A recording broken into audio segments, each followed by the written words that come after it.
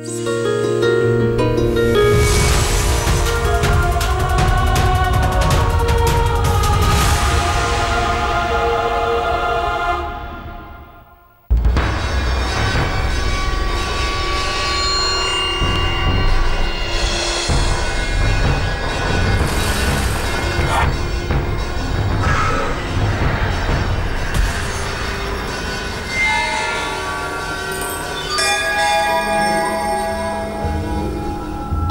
जिंदा है हजारों सालों से।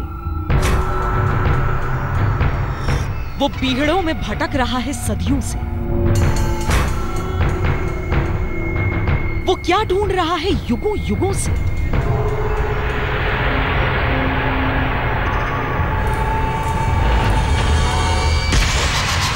तो देव हैं, किसी भी रूप में आ जाते हैं, अमर हैं वो। तो ये अमर है, ये किसी भी रूप में आकर दर्शन कर सकते हैं।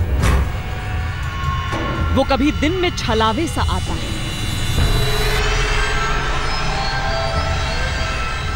वो कभी रात को चुपचाप मंदिर में जाता है। वो किसी के लिए बस एक किस्सा है तो कोई कहता है उसने उसे देखा है। मैंने आज से 25-30 साल पहले उसको देखा है, खुद मेरे स्वयं। मंदिर में जाते हुए इनको एक ब्राह्मण ने देखा था चावल चढ़ाते हुए। उसने लड़ी है महाभारत की लड़ाई, उसने देखा है भगवान कृष्ण को, और वो आज भी दिखता है, वो आज भी जिंदा है। लेकिन क्यों टपकता है उसके माथे से खून? आखिर कौन है वो?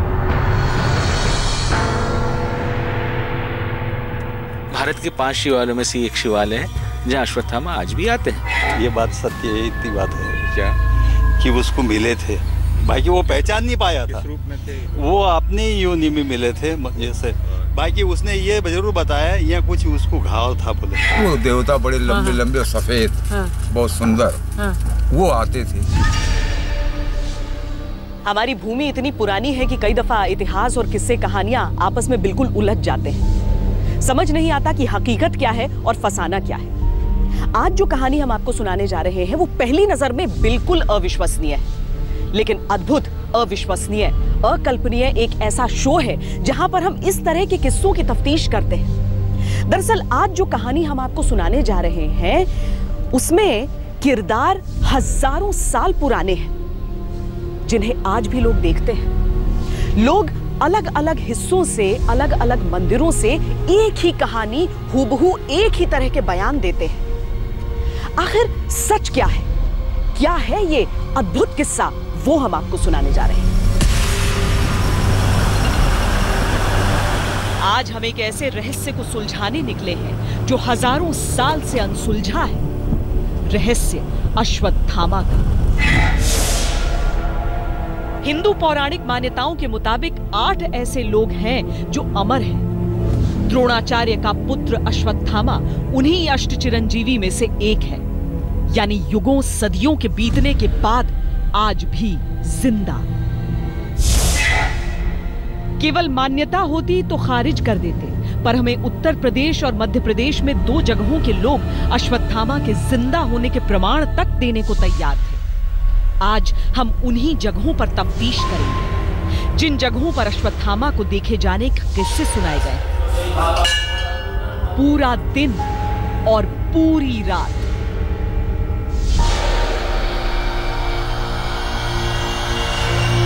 क्या वाकई अश्वत्थामा जिंदा है? क्या वाकई वो लोगों को दिखता है? ये सिर्फ किस्से हैं या इनके पीछे कोई सच है? ये जानने के लिए हम निकल पड़े उस सफर पर जिसका पहला पड़ाव वो गांव था जहां से अश्वत्थामा की कहानी शुरू होती है। कानपुर से लगभग 50 किलोमीटर दूर एक छोटा सा गांव छतरपुर। कहा जाता है इसी गांव के खेड़ेश्वर मंदिर में रात के तीसरे पहर शिवलिंग को पूजने के लिए आता है अश्वत्थामा।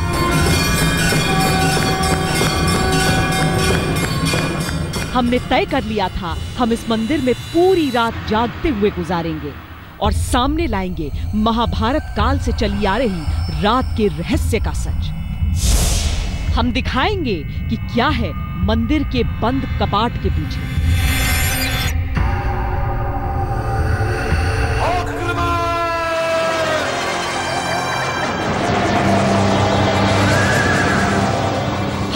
सामने सदियों का इतिहास बिखरा पड़ा था। हम उस मिट्टी पर खड़े थे जिसका एक सिरा महाभारत से जुड़ा था तो दूसरा सिरा लोगों की मान्यताओं से। जहां आज भी लोगों का यह विश्वास है कि अश्वत्थामा सशरीर वहां आता है।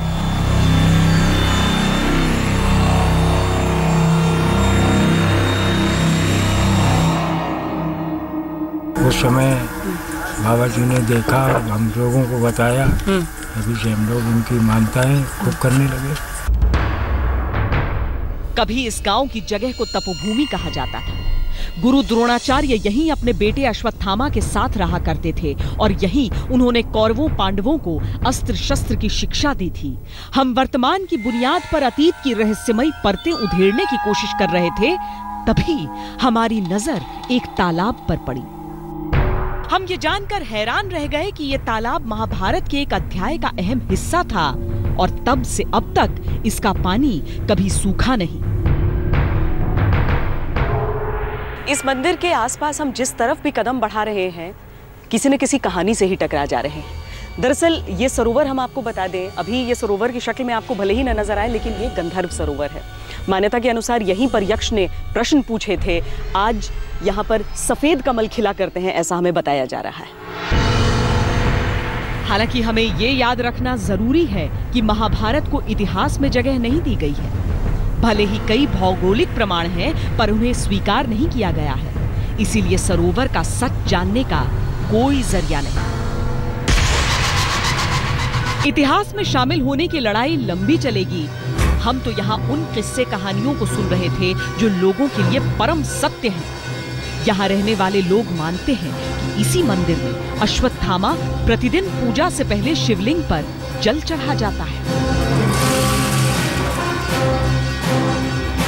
हमने रात इसी मंदिर में गुजारने का फैसला किया ताकि हम इस मंदिर से जुड़ी हर मान्यता को अपनी आंखों से देख सकें और सदियों से चले आ रहे रहस्यों का सच दुनिया के सामने ला सकें।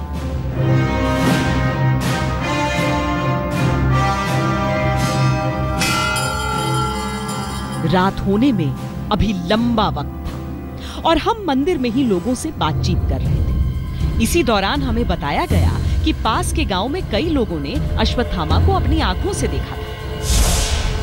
अश्वत्थामा को लेकर मान्यताएं इतनी प्रबल थीं कि वहां उसके नाम का एक मंदिर भी था। अश्वत्थामा को लेकर मान्यता यहाँ पर इतनी प्रबल है कि यहाँ पर अश्वत्थामा स्थान भी है। ये मंदिर है उनका, जहाँ पर लोग आते हैं, उनकी पूजा करते हैं, लेकिन प्रतिमा उनकी नहीं है। प्रतिमा यहाँ पर शिवजी की ही है, आराधना शिव की होती है, लेकिन ये स्थान अश्वत्थामा स्थान कहलाता है। मंदिर अंदर से काफी पुराना लग रहा था और उपेक्षित भी। हालांकि वहां एक चिट्ठी टंगी मिली जिसके साथ दिए की सामग्री थी और ये प्रार्थना कि कोई उसे प्रज्वलित कर दे। मायने तलाशने का प्रयास बेकार होता क्योंकि वहां दूर दूर तक किसी का नामो निशान नहीं था।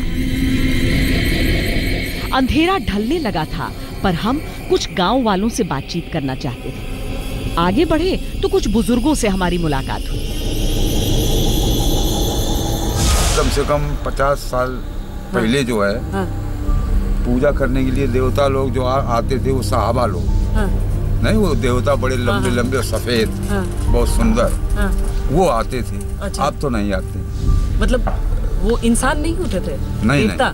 नहीं, वो देवता थे। किसने देखा? आपके जान पहचान में किसने? हाँ, हमने उस मंदिर पर, हम वहाँ उस मंदिर पर, सिद्धेश्वर के मंदिर पर हम वहाँ रहते थे। हम ना अच्छा, आप देखे हैं खुद से? हाँ, खुद से हमने देखा है।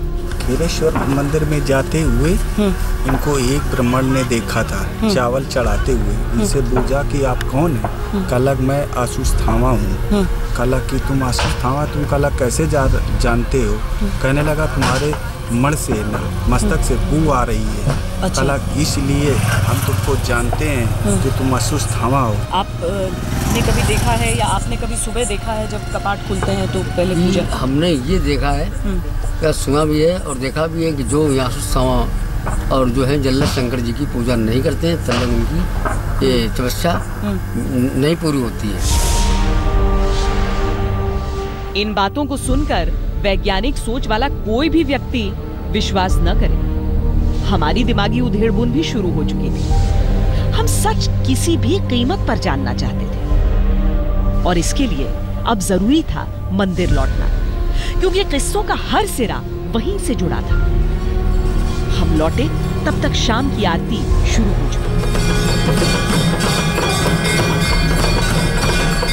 अब बस 2 घंटों में कपाट बंद होने वाले थे। हम बेसब्री से उस वक्त का इंतजार करने लगे, क्योंकि उसी से जुड़ा था हमारे हर सवाल का जवाब।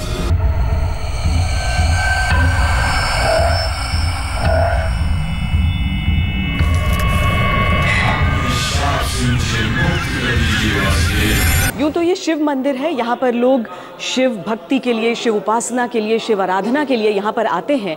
लेकिन इस मंदिर की लोकप्रियता की वजह कुछ अलग है। ये महाभारत काल तक जाती है। लगभग 5000 साल पहले कुरुक्षेत्र की धरती पर कौरवों और पांडवों के बीच घमासान युद्ध हुआ था, जिसमें कौरवों की तरफ से गुरु द्रोणाचार्य अपने पुत्र अश्वत्थामा के साथ पांडवों से युद्ध कर रहे थे। गुरु द्रोण के पराक्रम के आगे पांडवों की स्थिति कमजोर होती जा रही थी। ऐसे में पांडवों ने छल का सहारा लिया। गुरु द्रोण को बताया कि अश्वत्थामा मारा गया। द्रोणाचार्य को लगा कि उनका पुत्र अश्वत्थामा मारा गया, जबकि हकीकत में अश्वत्थामा नाम के हाथी को मारा गया था। इस खबर से दुखी होकर द्रोणाचार्य ने अपने अस्त्र शस्त्र रख दिए और पांडव सेना ने उनकी हत्या कर दी। अश्वत्थामा को जब यह पता चला कि उसके पिता की हत्या छल से की गई है, तो उसने बदला लेने के लिए द्रौपदी के सोते हुए पुत्रों की हत्या कर दी। जब महाभारत हुआ उसके बाद में जो है पांडवों के बच्चों का सर काटा अश्वत्थामा जी ने, तो उनकी मणि निकाली गई। गुरु भाई थे वो लोग, तो उनकी मणि निकाली गई। फिर उन्होंने जो है भगवान कृष्ण से विनती की कि इसकी क्षतिपूर्ति कैसे होगी प्रभु। तो उन्होंने कहा जाइए शिव का पूजन करिए। तो वो अपने पिताजी के स्थान पर, क्योंकि गुरु द्रोणाचार्य जी इनका पूजन करते थे, तो वो आज भी उन्हीं का पूजन अपने पिताजी के स्थान पर आ गए, पूजन कर रहे हैं आज भी।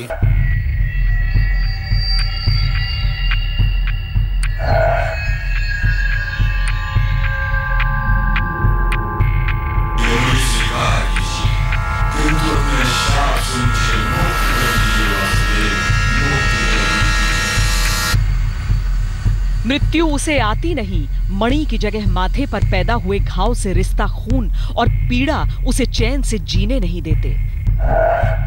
सदियां बीत गईं, युग बीत गए, द्वापर से कलयुग आ गया, लेकिन मान्यता है कि अश्वत्थामा जिंदा है, भटक रहा है कंदराओं में, जंगलों में, गुफाओं में, जिसे देखे जाने का दावा आज भी लोग करते हैं।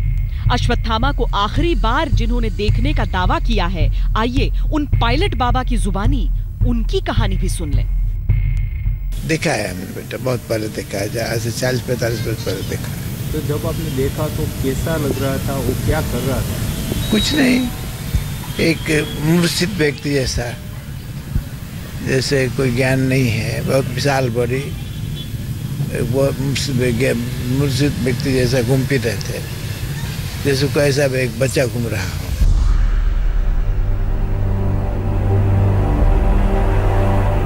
पायलट बाबा नर्मदा नदी के किनारे अश्वत्थामा को देखने की बात कर रहे हैं, लेकिन एक और किला है जहां अश्वत्थामा के होने के सबूत मिले हैं। असीरगढ़ के किले में भी हम आपको लिए चलेंगे और साथ ही दिखाएंगे कि खेड़ेश्वर मंदिर में गहराती रात के बीच हमारे कैमरे ने क्या देखा।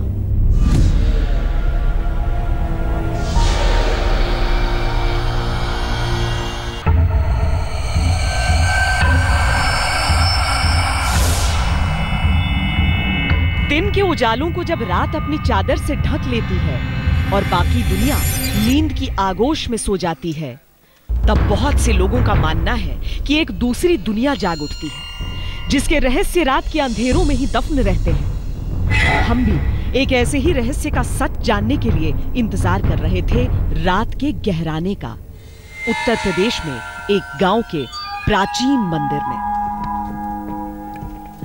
रात की अंतिम आरती की तैयारियां अब शुरू हो गई थी।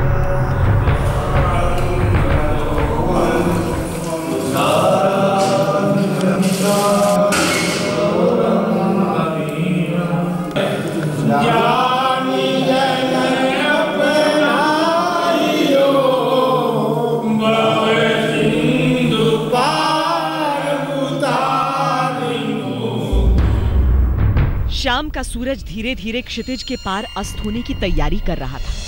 हमें इसी समय की प्रतीक्षा थी, क्योंकि जिस रहस्य को हम देखने, समझने और महसूस करने आए थे, वो रात के अंधेरों में खुलता है।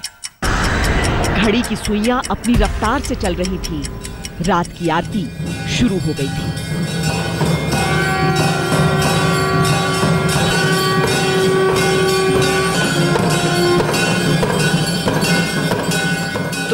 ये पूरी प्रक्रिया हमने देख ली यहाँ पर कि क्या क्या आपने किया। अब ऐसे ही फूलों से ढककर आप छोड़ जाएं। हाँ जी।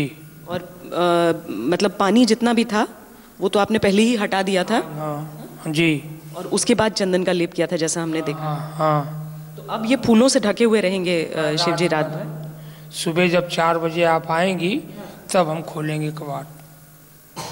ठीक है, ठीक है। और हमेशा हर रोज कुछ यहाँ पर चमत्कारी होता है? हाँ, डेली कुछ न कुछ जरूर होगा।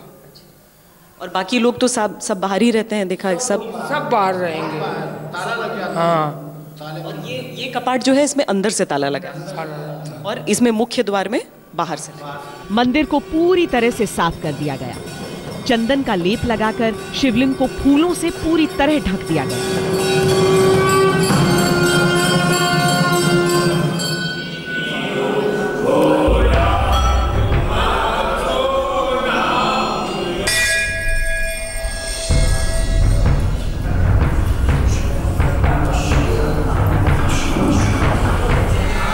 अब वो प्रक्रिया शुरू हो गई है, जब दिन भर की पूजा अर्चना के बाद अब बाबा को विश्राम करने दिया जाएगा। यहाँ पर रात भर के लिए कपाट बंद कर दिए जाएंगे और जैसा कि हमें पंडित जी ने कहा है, यहाँ पर वो ताला लगाएंगे।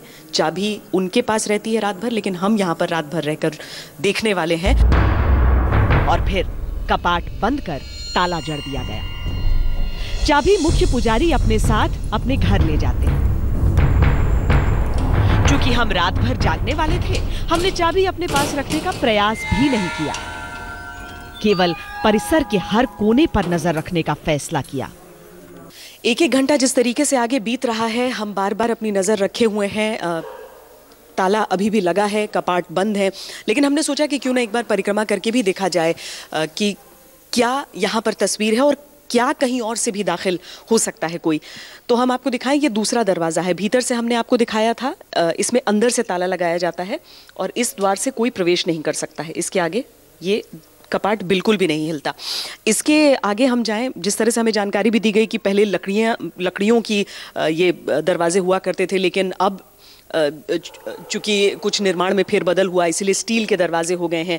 ये मूर्ति देखिए चोरी हो गई थी और उसके बाद बड़ी मुश्किल से इसे एक बार फिर बरामद किया गया और लाकर स्थापित किया गया है मंदिर में। ये सारी जानकारी यहाँ पर जितने भक्त आते हैं वो सब हमें देकर जा रहे हैं।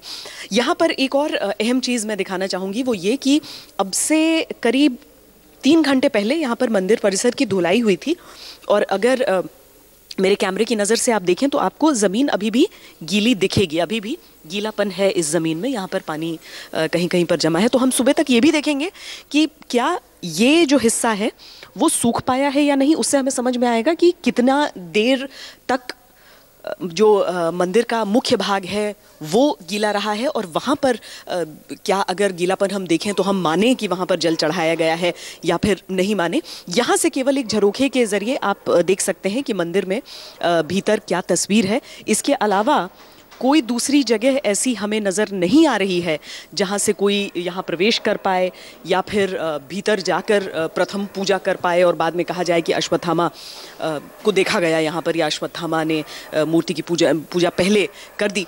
तो हमारा इंतज़ार यहाँ पर रहेगा कायम और हम नज़र अपनी यहाँ पर रखेंगे और आपको बताते रहेंगे कि दरअसल क्या हो सकता है, क्या मुमकिन है और क्या हुआ। इसके लिए तो कुछ और घंटों का इंतज़ार करना होगा। रात गहरा रही थी, हवा में कुछ ठंडक भी थी, पर सच जानने की इच्छा नींद का कतरा भी आंखों में उतरने नहीं दे रही थी।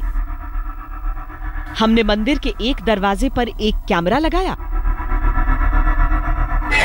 और दूसरे पर अपनी नजरें जमाई। बीच बीच में चारों ओर घूमकर निगहबानी भी कर लेते थे। जब तक सवेरा होने का इंतजार है, आइए हम आपको मध्य प्रदेश के बुरहानपुर के नजदीक असीरगढ़ के किले लिए चलते हैं। यहाँ भी अश्वत्थामा से जुड़ी चंद मान्यताएं हैं। यहाँ की पड़ताल करने हमारे संवाददाता अमित जैन पहुंचे थे।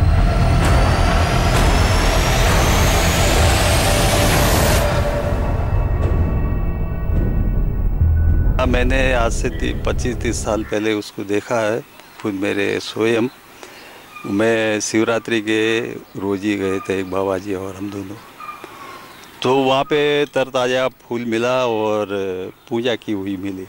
बाकी अश्वत्थामा नहीं दिखे, पूजा जरूर मिली और पूजा आधे घंटे के बाद वो अदृश्य हो गई। असीरगढ़ किला अहीर राजाओं ने बनवाया था, लेकिन सतपुड़ा के जंगलों से घिरा ये इलाका महाभारत काल के भी कई किस्से संजोए हुए हैं। इस किले के भीतर एक शिव मंदिर है जिसे गुप्तेश्वर महादेव मंदिर कहते हैं।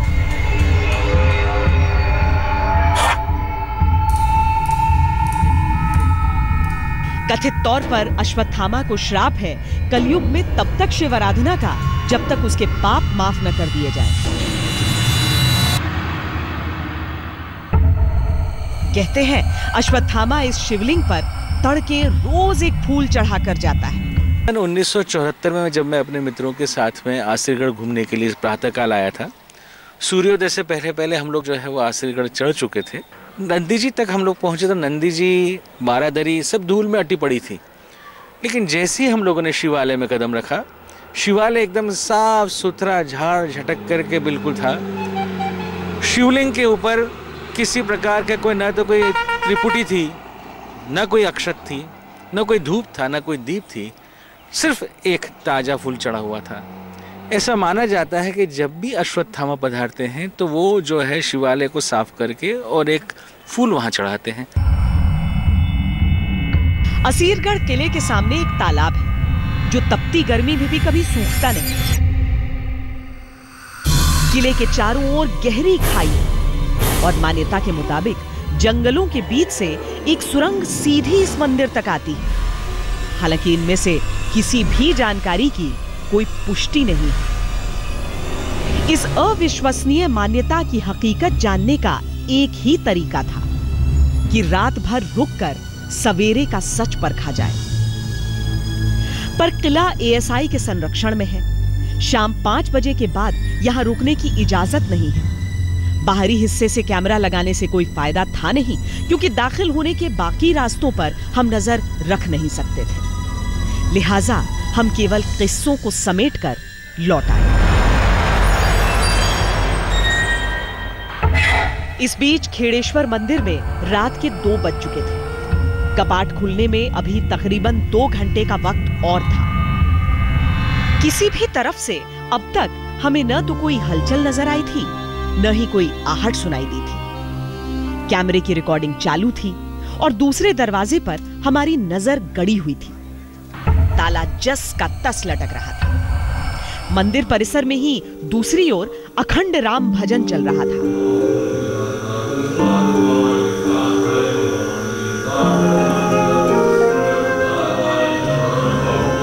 दिन भर सुनी हर कहानी दिमाग में दोहराते हुए हम परिसर में बार बार नजर दौड़ा रहे थे कि कहीं कोई छोटी सी चीज भी हमसे छूट न जाए, क्योंकि कहानियों में भ्रम और भरोसे का बेहद बारीक सा फर्क होता है।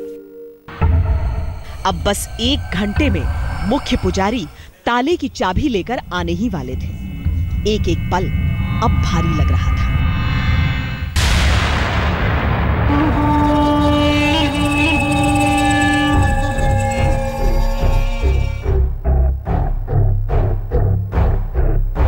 क्या वाकई अश्वत्थामा जिंदा है? क्या वाकई लोगों ने उसे ही देखा है? क्या वाकई रात में अश्वत्थामा आता है?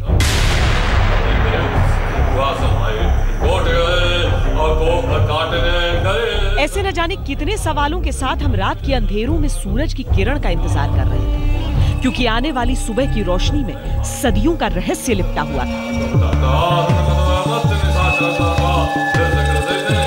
सुबह के 4 बजते ही मुख्य पुजारी आ गए। वो ताला खोलने के लिए आगे बढ़े तो मन में अनगिनत विचार दौड़ गए। रात बेहद सामान्य थी।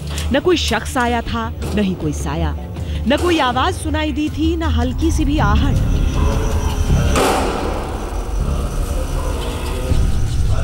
पंडित जी शायद हमारी तरह नहीं सोच रहे थे। उनके लिए ये प्रतिदिन कपाट खोलने का क्रम था। उन्हें किसी निशा की तलाश भी नहीं थी, लेकिन हमारी आंखें बेसब्री से कुछ ढूंढ रही थी। शिवलिंग से एक एक कर फूलों का ढेर हटा दिया गया। नीचे चंदन का लेप इतना गीला था मानो वो ताजा ताजा लगाया गया हो।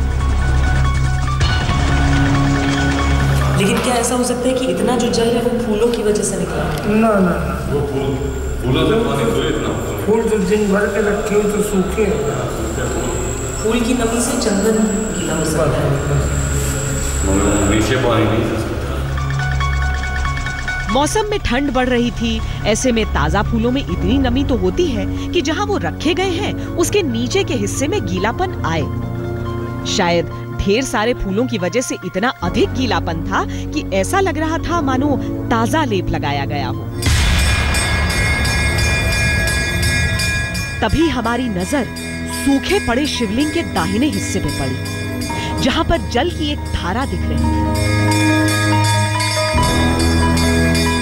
रात को मंदिर की धुलाई की गई थी, पर वो 8 घंटे पहले की बात थी और शिवलिंग समेत पूरा फर्श पूरी तरह सूख चुका था। फिर ये जल कहां से आया?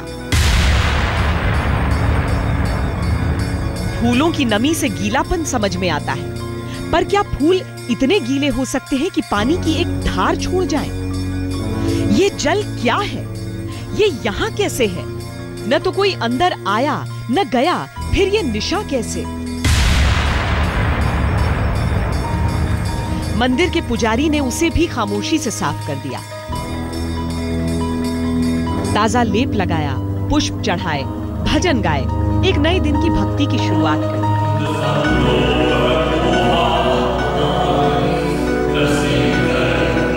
हमने एक ओर पड़े उन फूलों को फिर से देखा।